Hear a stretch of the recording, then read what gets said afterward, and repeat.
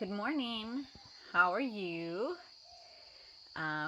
This is chapter 29, and see what's happening today. If you can see, I have all of my clothes on my bed today because I am getting a new little wardrobe. It's been a long time coming. Remember the bedroom? There's that space. That old thing that we used to have forever. Our wardrobe was there. I finally got rid of it. I found something that's just a plain old little rack. It's very simple because everything here is better if it's open air. Yeah, you know that it's gonna fall. It's falling. It's much better if you can just let things air out all the time. Keeps the mold away in a certain way. So it's gonna be delivered today. I'll show you tomorrow what happens. And I got something to hold up the guitars in the music area so they can sit up there.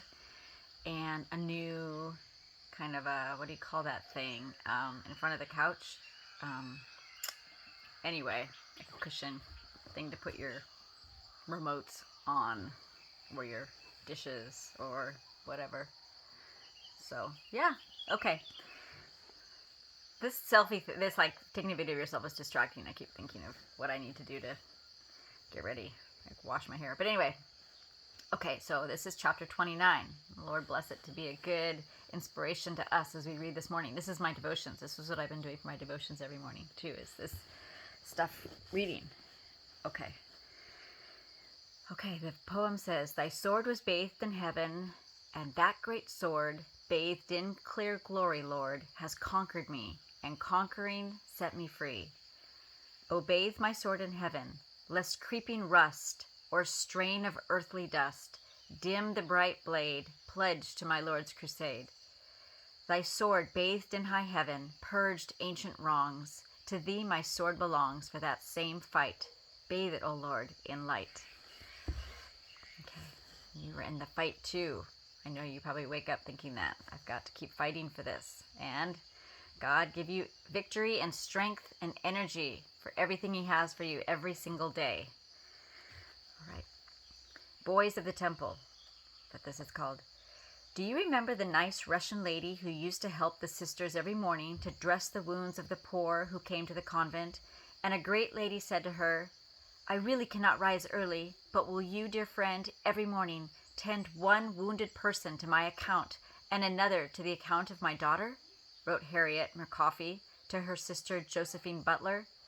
When that young Brahmin said no and drew his fingers back from the flame, oh, this was yesterday's, when that kind of creepy leader said no and drew his finger back from putting in the flame, it was because his torpid imagination had been suddenly quickened.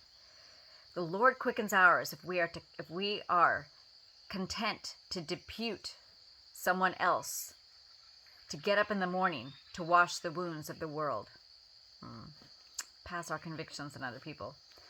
The god whose priests demanded the burning alive of a little cow is worshipped in a temple near Dohnavur.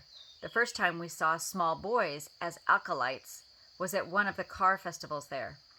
We were waiting under the eaves of a house, trying to get shelter from the blazing sun, when, with the shoutings and flingings of arms in the air, the brown flood swept past. Every man was stripped to the waist in honor of the god. The flood grew denser, the shouts were frenzied, the car moved around the corner, rocked for a dizzying moment, and stopped. This was inauspicious. If we could have done so, we would have faded out of the picture, but there was no way of fading in that jam, so we stood there quietly and we watched the car pullers as they strained and sweated at the ropes and cried for the levers. So scores rushed off to get them. Seen thus in the glare of day and dressed up for festival, the car was a garish thing. Its dark carved surfaces were covered with colored streamers, and from the scaffolding tied about it to add to its height depended strings of tinsel and garlands of withering flowers. But the clamor was growing frantic. Crowds pressed in about the wheels, and policemen, anxious lest a late tragedy be repeated, for a year or two before a devotee had flung himself under the wheels, pushed in like a wedge, and drove the nearer people off. For 10 long minutes, in blinding white light and smothering white dust, we stood, till down a side street came the levers, trunks of young palms, which frenzied haste were prized under the wheels, dozens of hands grasping above, while dozens more worked feverishly below.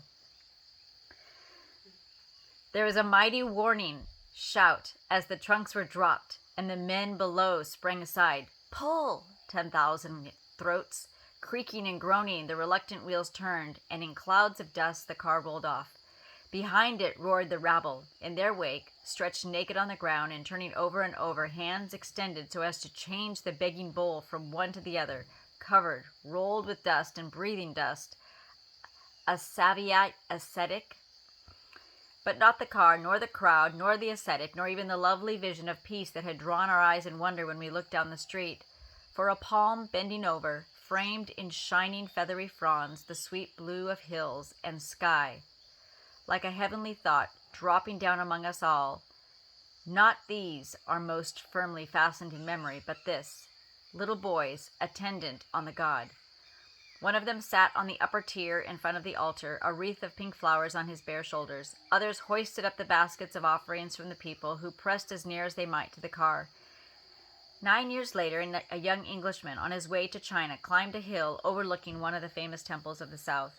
It was evening, and the beauty of the view, black mountain peak, dark forest, reddening sky, rice fields spread like green carpet, water falling in white masses into a deep pool where moonbeams die, held him in the silence of worship. Suddenly, the stillness shattered. Drum and flute and wild clashing of cymbal told of the evening puja beginning in the temple, and a great rush of pity, and more than pity, for the polluted children bore down upon him, and he cried to the Lord of the children, and the Lord spake to him there, told him the task was hard, told him he waited, but for whom? How should he know? He did not know. He was not told then, so he went on to China, nor dreamed that it was for him his Lord was waiting, nor did we dream of what was being prepared for us and for the boys. So they're talking about a man who is an Englishman who's looking at the scene and feeling called to help them on behalf of the boys, but not quite there. His calling, the timing is not quite there. And next chapter is a little bit longer, and I'm very late this morning, so I think I will not read that one today as well, but it's got some nice pictures. Here's coming up for tomorrow. Cute pictures. There you go. Okay. All right. I love you, and hopefully I'll talk to you soon. Bye.